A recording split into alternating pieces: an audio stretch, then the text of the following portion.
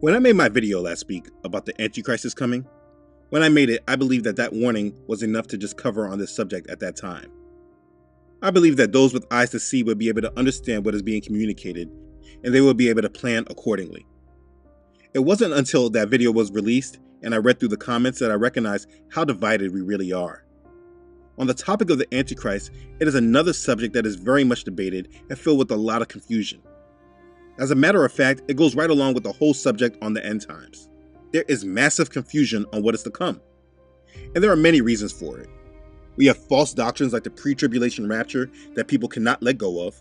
We have major movies like Left Behind and a lot of the Christian pure flick movies that have further spread that indoctrination. We have churches and pastors that have completely distracted their congregations.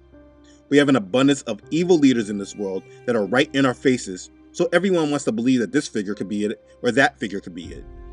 And then we have an abundance of people, like me, giving out their views on this subject as well. An abundance of people claiming to be prophets and many people speaking on their dreams and a whole bunch of other things. There is definitely a lot of noise out here, probably more than ever before. Definitely more noise than I ever had when I first started researching all of this. I want to be clear that I am not a man that is trying to elevate myself here. This is why I do not show myself and make videos in that way. I was never led to. I was led to illustrate what Yah has shown me. I am not appointing myself into any role of leadership. I just want to communicate what Father has given me and prepare those who desire Him. When Yahuah gathers us all and we all come together, He will appoint leadership and we will follow who He appoints. It won't be based off our number of YouTube channel subscribers or Instagram or TikTok following. Or it won't be based off the groups that we started or anything else of the sort. And so for me, I always pray for humility so that I do not elevate myself and I just do what our Father guides me to do. And that's not saying that everyone else is elevating themselves. Absolutely not. But there are many leaders that do. I will not name them, but they are nobody that I follow. Pride and vanity are very dangerous things. A little fame can go a long way. I personally feel blessed that I do not have to deal with those pressures and I can just teach what Yah has given me to say. I'm just being a little transparent. I say all that to say that does not mean that I feel that I am infallible and I cannot be wrong. This is why I engage in the comment section. If your views cannot be challenged, then how do you know that you're actually in the truth? But for me in this ministry, I do hold to a major rule. That rule is that I do not say things or speak about things that I have not thoroughly researched. Sadly, this is not the rule for many. And in this topic is where we can see clear evidence of that. Today, in the mainstream, there are two main figures that the majority of Christians in this world declare to be main figures of the end times Bible prophecy. That is Barack Obama and the Roman Catholic Church. There are many ministries that have declared each of these figures, Obama or the Pope, to be the Antichrist, the beast of Revelation chapter 13. I mean, I get it. When I first started seeing the world for what it truly is, it was at the time of Obama's rising. And I too, at one time, believed that Obama was the Antichrist. But long ago, I found that this was based upon lazy research and I just was following the thoughts of others. At this time, you can disagree and believe whatever it is that you want to. I do not believe that everyone is going to understand everything I'm communicating all at once. But I do believe in planting seeds, and if Yah wills, when the time comes and massive confusion begins, these seeds can start to grow and help many of you navigate through them. There are many false prophecies out here and many people claiming this or claiming that. You can lump me all together with them because that's the only fair thing to do. When it all comes down, someone will be right and there will be many that are wrong.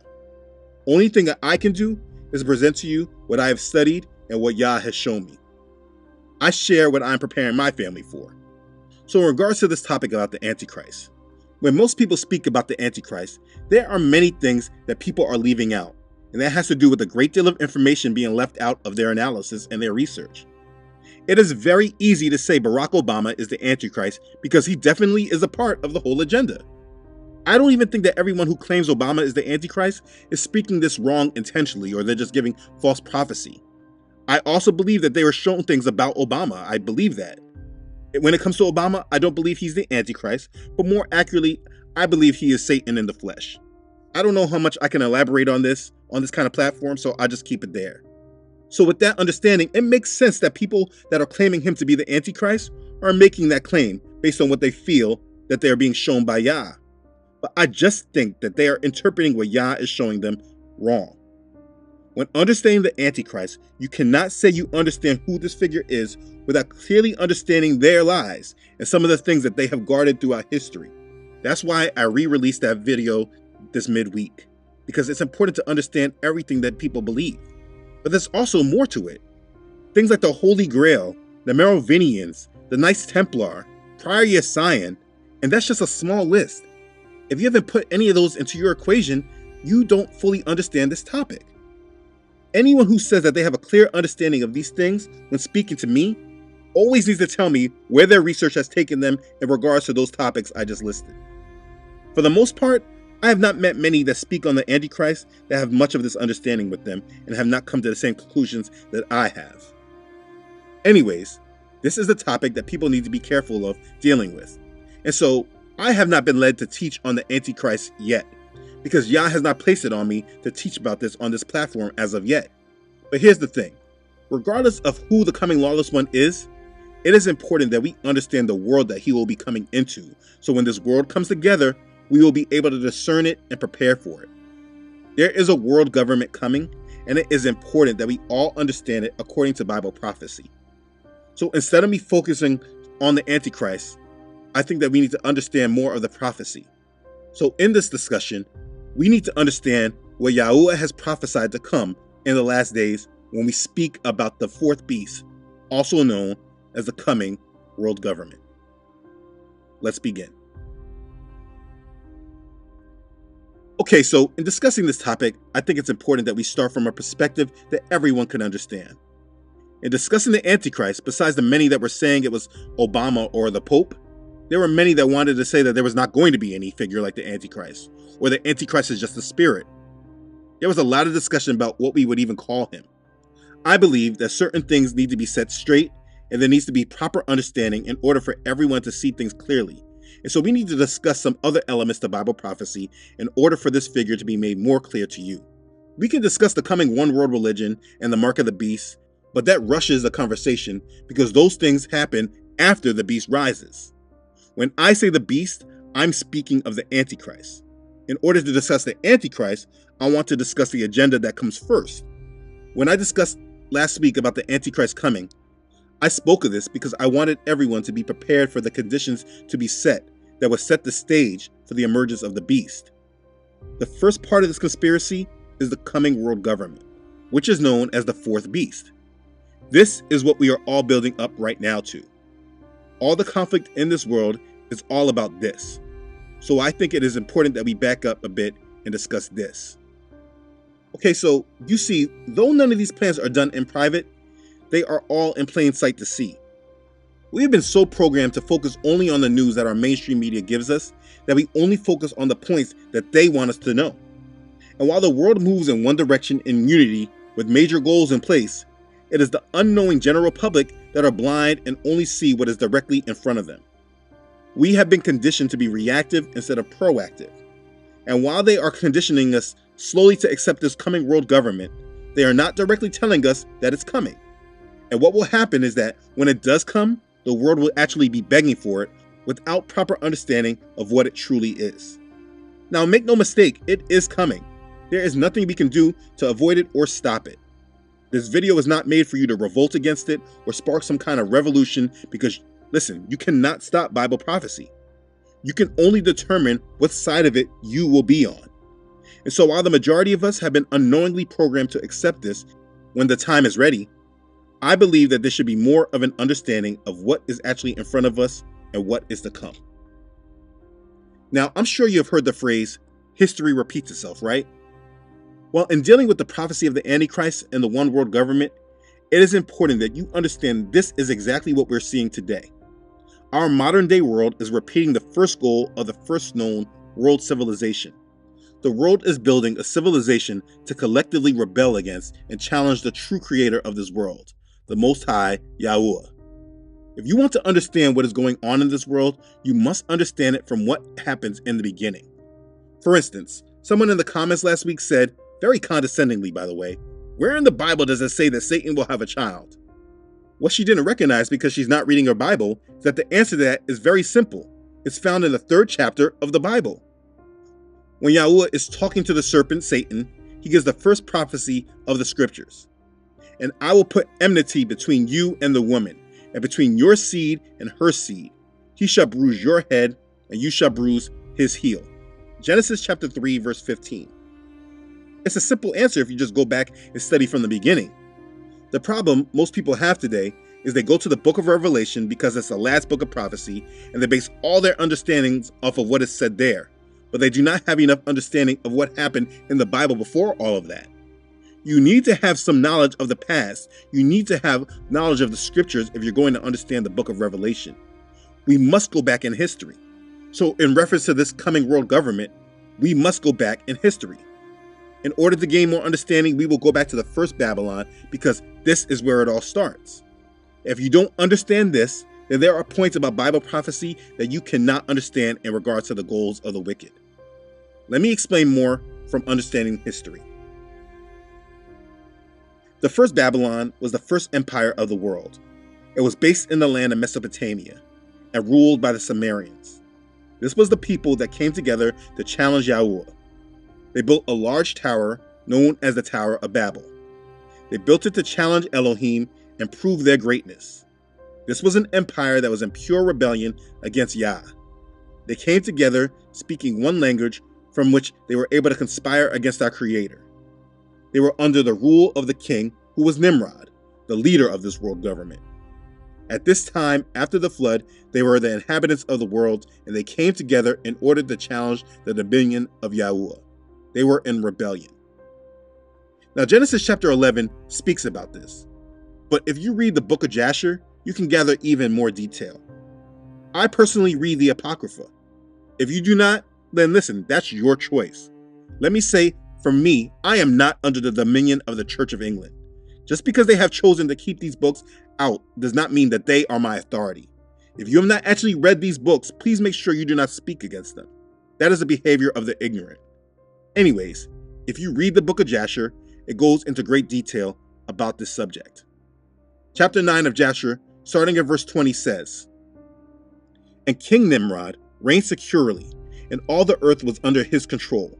And all the earth was of one tongue and words of union. And all the princes of Nimrod and his great men took counsel together. They said to each other, 'Come, let us build ourselves a city, and in it a strong tower, and its top reaching heaven, and we will make ourselves famed, so that we may reign upon the whole world, in order that the evil of our enemies may cease from us, that we may reign mightily over them, that we may not become scattered over the earth on account of their wars.' And they all went before the king, and they told the king these words. And the king agreed with them in this affair, and he did so. And all the families assembled, consisting of about 600,000 men, and they went to seek an extensive piece of ground to build the city and the tower. And they sought the whole earth, and they found none like one valley at the east of the land of Shinar, about 2 days' walk. And they journeyed there, and they dwelt there. And they began to make bricks and burn fires to build the city and the tower that they had imagined to complete. And the building of the tower was unto them as a transgression and a sin, and they began to build it. And whilst they were building against Yahuah Elohim of heaven, they imagined in their hearts to war against him and to ascend into heaven. And all these people and all the families divided themselves in 3 parts. The first said, 'We will ascend into heaven and fight against him.' The second said, 'We will ascend to heaven and place our own gods there and serve them.' And the third part said, 'We will ascend to heaven and smite him with bows and spears.' And Elohim knew all their works and all their evil thoughts. And he saw the city and the tower which they were building. And when they were building, they built themselves a great city and had a very high and strong tower. And on account of its height, the mortar and bricks did not reach the builders and their ascent to it, until those who went up had completed a full year, and after that they reached to the builders and gave them the mortar and the bricks. Thus it was done daily. And behold, these ascended and others descended the whole day. And if a brick should fall from their hands and get broken, they would all weep over it. And if a man fell and died, none of them would look at him. And Yahuah knew their thoughts. And it came to pass when they were building, they cast the arrows toward the heavens, and all the arrows fell upon them filled with blood. And when they saw them, they said to each other, "Surely we have slain all those that are in heaven." For this was from Yahuah in order to cause them and in order to destroy them from off the face of the ground. And they built the tower and the city, and they did this thing daily until many days and years were elapsed. And Elohim said to the 70 angels who stood foremost before him, to those who were near to him, saying, "Come, let us descend and confuse their tongues, that one man shall not understand the language of his neighbor." And they did so unto them. And from that day following, they forgot each man his neighbor's tongue, and they cannot understand to speak in one tongue. And when the builder took from the hands of his neighbors lime or stone, which he did not order, the builder would cast it away and throw it upon his neighbor, that he would die. And they did so many days, and they killed many of them in this manner. And when those who were left amongst them, when they knew and understood the evil which was coming upon them, they forsook the building, and they also became scattered upon the face of the whole earth. And they ceased building the city and the tower. Therefore he called that place Babel. For there Yahuah confounded the language of the whole earth. Behold, it was at the east of the land of Shinar. And this is the story of the first Babylon, a world empire that sought to come together to challenge our Creator, and from this empire we have the pagan gods that later the world will come to worship. Father god Nimrod, who is the sun god, the mother goddess Semiramis, who is the moon goddess, and the son of the sun god Tammuz, who is the sun god reborn. It's important to understand the first Babylon, because if you do not, then you will never understand the prophecy of the beast system to come. You see, Satan is not reinventing himself. He's not doing anything new. In that history, you will find the goals that Satan desires to fulfill. So that's what happened in the times of the Tower of Babel. King Nimrod reigned securely, and all the earth was under his control. And all the earth was of one tongue and words of union. They aspired to ascend to heaven and fight Yahuah. This was the first world government never seen again. Like I have repeatedly said, everything we are witnessing is about creating another form of this, so that Satan is in complete dominion of this world. So let's discuss this further. Now, listen, I'm not an expert in Freemasonry. It can never be, because I will never be a Mason. But based on much of their writings, this event at Babel is very important to their beliefs. They have a lot of literature that has been distributed over time that you can understand the basics of their belief without understanding their secrets, which they hold very tight and deep. In Albert Mackey's Encyclopedia of Freemasonry and its Kindred Sciences, he writes that, at Babel, Oliver says that what has been called spurious Freemasonry took its origin. That is to say, the people there abandoned the worship of the true God, and by their dispersion lost all knowledge of his existence, and of the principles of truth upon which Freemasonry is founded. Hence it is that the old instructions speak of the lofty Tower of Babel as a place where language was confounded and Freemasonry lost.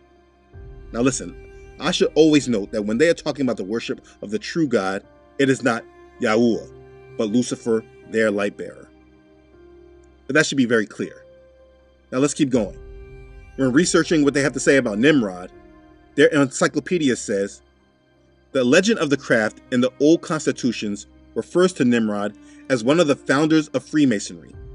Thus in the York manuscript number 1, we read, at the making of the Tower of Babel, there was masonry first much esteemed of, and the king of Babylon, who was called Nimrod, was a mason himself and loved well masons. And the Cook manuscript thus repeats the story. And this same Nimrod began the Tower of Babylon, and he taught to his workmen the craft of masonry. And he had with him many masons, more than 40,000, and he loved and cherished them well. This is what Freemasonry believes, and what they are dedicated to accomplishing. King Nimrod was one of the founders of Freemasonry. Why? Because he led the movement of rebellion against Yahuah. You must understand that this is all a religious war. Their goal is to complete this challenge of Yahuah again more completely, and this is an unspoken goal of the grand conspiracy known as the New World Order. So before we go too far in their doctrine, let's just back up a taste.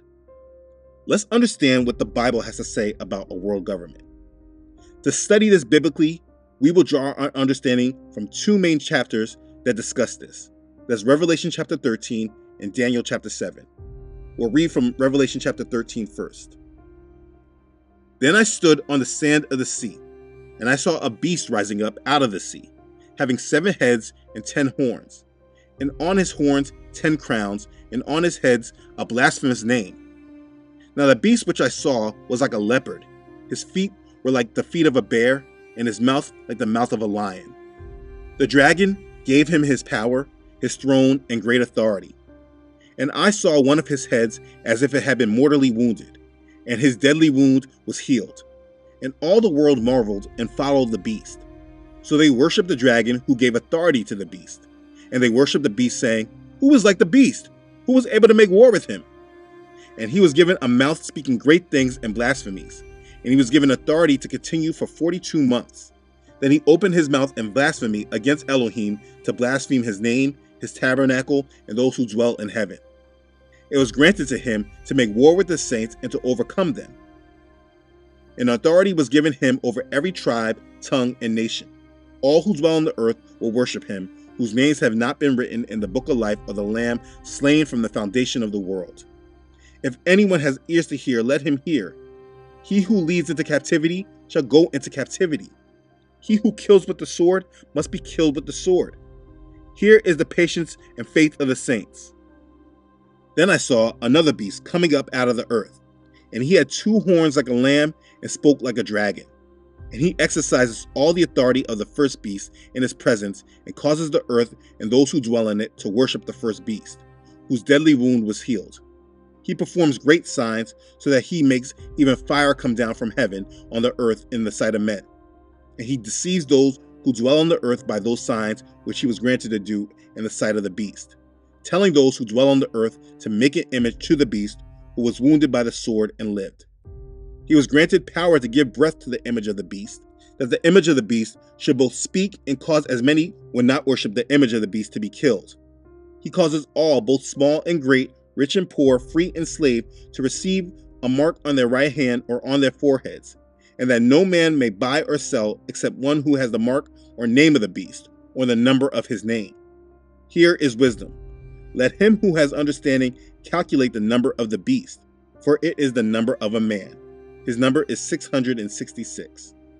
That's Revelation chapter 13, verses 1 through 18. So let's review this. Verses 1 and 2 of chapter 13 says, "Then I stood on the sand of the sea, and I saw a beast rising up out of the sea, having 7 heads and 10 horns, and on his horns 10 crowns, and on his heads a blasphemous name. Now the beast which I saw was like a leopard. His feet were like the feet of a bear, and his mouth like the mouth of a lion. The dragon gave him his power, his throne, and great authority."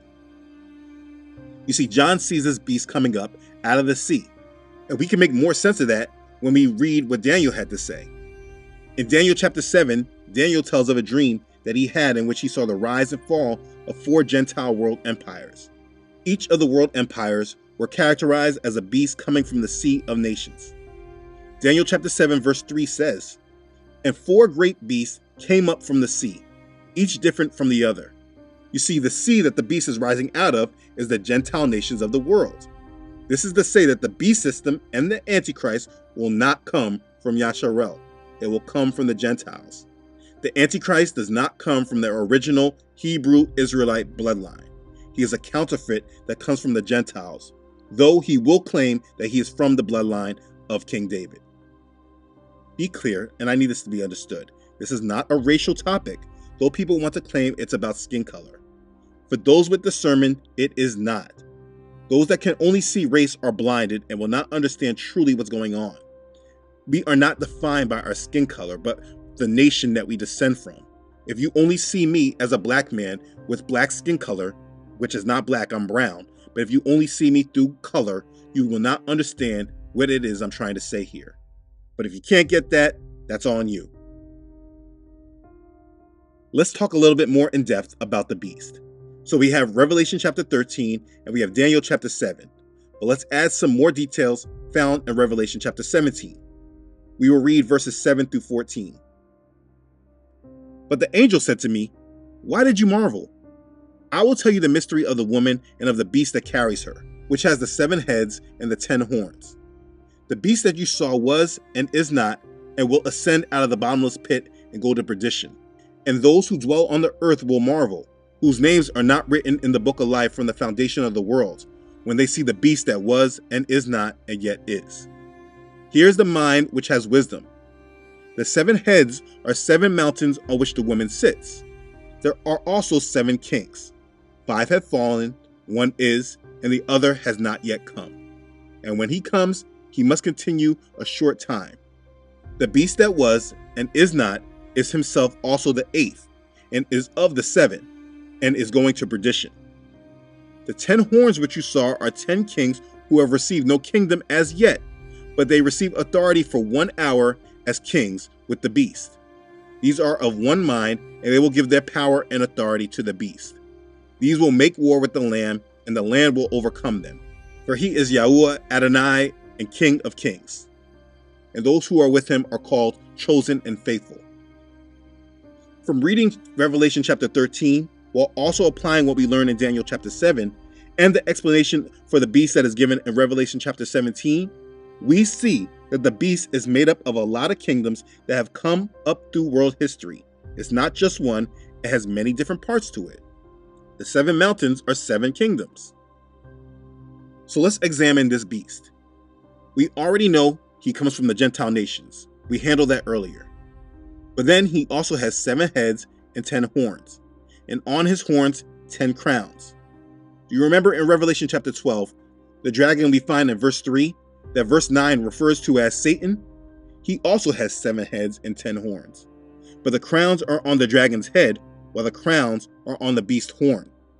The dragon and the beast are similar again, because it emphasized that this beast comes from the power and authority that was given to Satan, like verse 2 of Revelation chapter 13 says.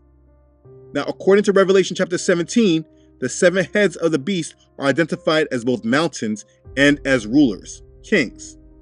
The mountain is typically a symbol for a kingdom. The 7 kingdoms could be the world empires over ancient history that brought us to the point in time we are at right now. This would be Samaria, Egypt, Babylon, Greece, Persia, Rome, and the empire and power that seems to be hidden from the minds of most people today, the British Empire.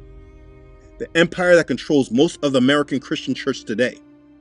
How many people are King James only people? They speak against knowing our Father's name because England said it was not important.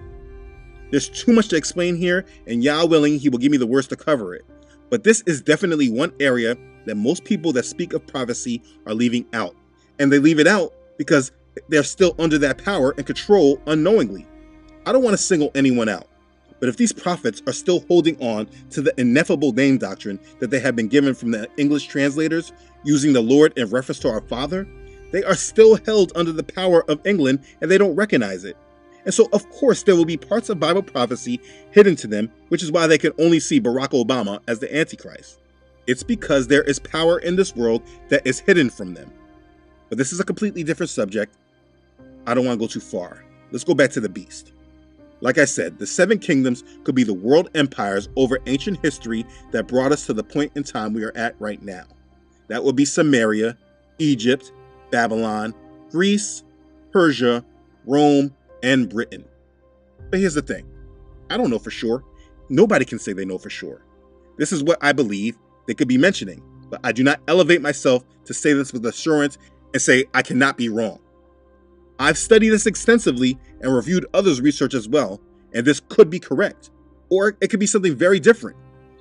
In verse 2, we see the beast was like a leopard. His feet were like the feet of a bear, and his mouth was like the mouth of a lion, which aligns with the first 3 beasts of Daniel's vision in Daniel chapter 7, verses 4 through 6. You see, the beast is complex, but in this beginning description, we are clearly talking about a world empire, a political system. Like I just said, in Daniel chapter 7, verses 4 through 6, he saw 3 beasts that were kings that rose up. He saw a 4th beast that was different than the rest. This is found in verses 7 and 8. It says, "After this, I saw in the night visions, and behold, a 4th beast, dreadful and terrible, exceedingly strong. It had huge iron teeth. It was devouring, breaking in pieces, and trampling the residue with its feet. It was different from all the beasts that were before it, and it had 10 horns. I was considering the horns, and there was another horn, a little one, coming up from among them, before whom 3 of the first horns were plucked out by the roots. And there, in this horn, were eyes like the eyes of a man, and a mouth speaking pompous words. So listen, we will get to the little horn at a later time, but we see the 4th beast that was different from them all. This dream of Daniel was interpreted, and verse 23 and 24 explains this 4th beast. It says, "The 4th beast shall be a 4th kingdom on earth, which shall be different from all the other kingdoms, and shall devour the whole earth, trample it and break it in pieces. The 10 horns are 10 kings who shall arise from this kingdom, and another shall rise after them. He shall be different from the first ones, and shall subdue 3 kings." So when we're tying it all together, understand, this 4th beast of Daniel and the beast that came out of the sea in Revelation 13, they are the same. Like Daniel chapter 7 verse 23 says, "The 4th beast shall be a 4th kingdom on earth, which shall be different from all other kingdoms, and shall devour the whole earth, trample it, and break it in pieces." This is clearly a kingdom, but it's different than all the others because it devours the whole earth. And like the scripture says, the dragon, who we know is Satan, gave the beast its authority. And as we understand what is going on in world events and the structures that they have built, we can clearly discern that this beast is the United Nations. There currently is an agenda that is calling for more control and governance by the United Nations. This is what we know to be the United Nations Sustainable Development Goals, also known as Agenda 21. We have seen events like the Global Citizen Festival that shows that there is now an international government that the population are citizens of. But this is what the beast will be. It will be like a revived Roman Empire, which is why we see the Roman symbol of peace on their logo, which is the olive branch. But it will also be a completion of the task that was undertaken at Samaria through the founder of Freemasonry, King Nimrod. They want to bring the world together in unity. Like the kingdom of Samaria, it will have one ruler, like Nimrod. The United Nations will not be a conqueror, but the nations of the world will gladly surrender to one body of governance rather than having many world leaders that can provoke war and conflict. Hydra created a world so chaotic that humanity is finally ready to sacrifice its freedom to gain its security. Once the purification process is complete, Hydra's new world order will arise. The world will denounce the populist ideas of leaders like Donald Trump and unite under a common goal for the world and not place one country above the rest. In either case, the United Nations is a part of the complete symbolism of the beast found in Revelation chapter 13 and the 4th beast of Daniel chapter 7. Its authority will be granted by Satan. And so, as we continue on in the chapter of Revelation chapter 13, the characteristics now are about a person and not a world empire, as they worship the beast. You do not worship a world empire, but all the people worship the beast, but they also worship Satan. That's according to Revelation chapter 13, verse 4. The dragon is Satan, and we see that all the world worship the dragon who gave authority to the beast, and they worship the beast as well. This verse is explicitly explaining why we are being conditioned to accept satanic doctrine. The world is being prepared to worship the dragon, which is Satan. Verses 3 and 4 says that the world marveled after the beast, and then verse 5 says that he was given a mouth speaking great things and blasphemies, and his authority was given for 42 months. Verse 7 says it was granted for him to make war with the saints. This is a man, like we see in Daniel chapter 7 with the little horn. Verses 24 and 25 of Daniel 7 explain it as, "The 10 horns are 10 kings who shall arise from the kingdom, and another shall arise after them. He shall be different from the first ones, and shall subdue 3 kings. He shall speak pompous words against the Most High, shall persecute the saints of the Most High, and shall intend to change times and law.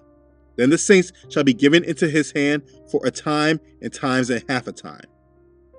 This little horn is the same as the beast in Revelation chapter 13. Verse 7 and 8 says authority was given to him over every tribe, tongue, and nation. All who dwell on the earth will worship him, whose name has not been written in the book of life. These verses clearly explains a man of sin that is given authority by Satan for a period of time. Remember, in chapter 11 of Revelation, Verse 7 explains that the beast that ascends out of the bottomless pit will make war against the two witnesses and kill them. This is the same beast. And so when we understand this first beast and then combine it with Daniel chapter 7, along with other scriptures in the book of Revelation that also speak of the beast, it becomes a lot clearer of what the beast of Revelation is.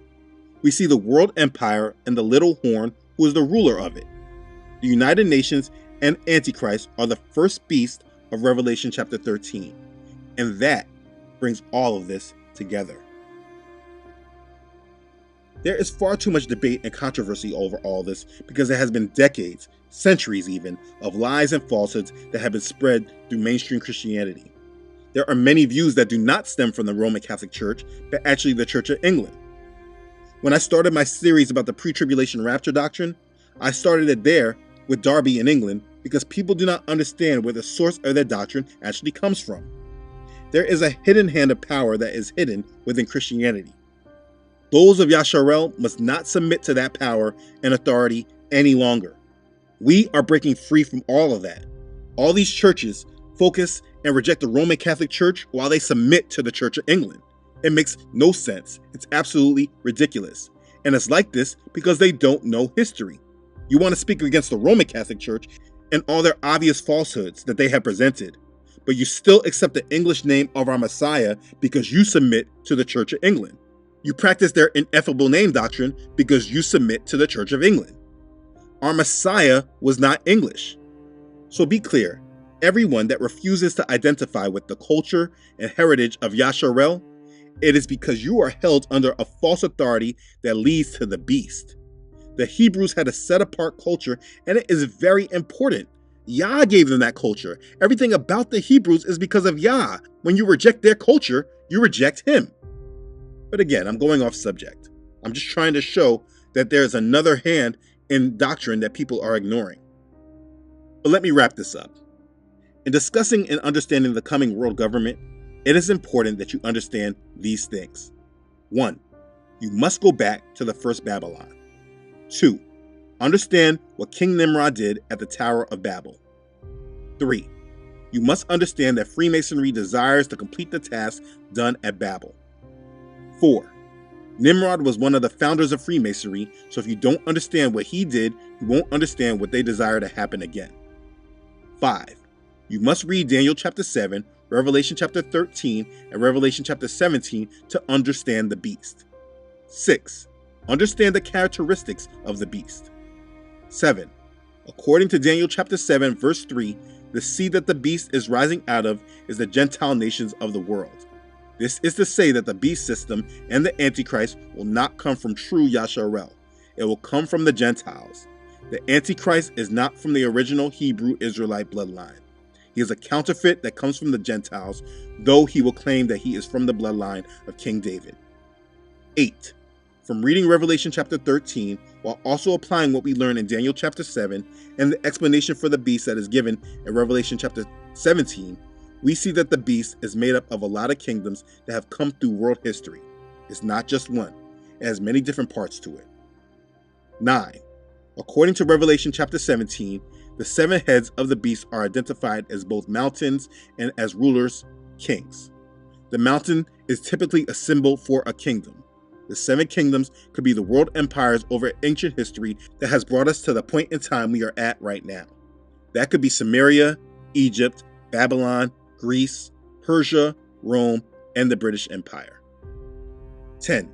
This 4th beast of Daniel and the beast that came out of the sea in Revelation 13 are the same. And like the scripture says, the dragon whom we know is Satan gave the beast its authority. 11. This beast is the United Nations that will come after the world system collapses. And that is where we're at today and where we are heading. This is an extensive summary that needed to be done because while people are making all these statements, I do not see clear teaching on these subjects, which is why people are so confused. People are also tying themselves to conclusions that have been done by people in the past, like saying the Roman Catholic Church is that Antichrist is just lazy research that stems from the Protestant Reformation. Much of these false conclusions have been made to lead people in false directions. And that's why I wanted to handle this thoroughly. But we must finish this discussion. But I do not like to overwhelm with information. I'm running out of time on this. This is the Bible study that can help you work out all these things for yourself. Take all these scriptures and go back and read it and study it on your own. Like we are commanded, we are coming out of all this, and we're studying to show ourselves approved. What I'm going to do next is speak about the United Nations a little bit more clearly so that the last conclusion I just made about the United Nations being the fourth beast, it can make more sense. But this video should help all that desire to dive deeper into this topic. It should shed some light on areas that were hidden in darkness. Regardless of everything, it is important to understand these things so we will not fall for the agendas. But please know and understand, it is not the most important thing. The most important thing is to do the will of our Father. You shall love Yahuah your Elohim with all your heart, with all your soul, and with all your mind.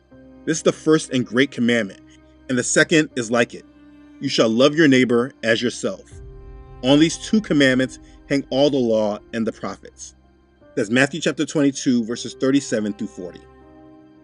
If you focus on loving Yahuah, keeping his commandments, living by faith and obedience to his word, then when the time comes, you will not fall for any of this. I am not asking you to follow me. I am asking you to follow Yah and trust in him. Study on your own. Turn off your television, read books, do not be distracted. This is very important. We are in perilous times. But for those of us who are headed towards the promises our Father has for us, it is truly a wonderful time to be alive. So if you truly desire him, continue to focus on him and grow more in knowledge and understanding. There is nothing more important than this. Be blessed. Hallelujah.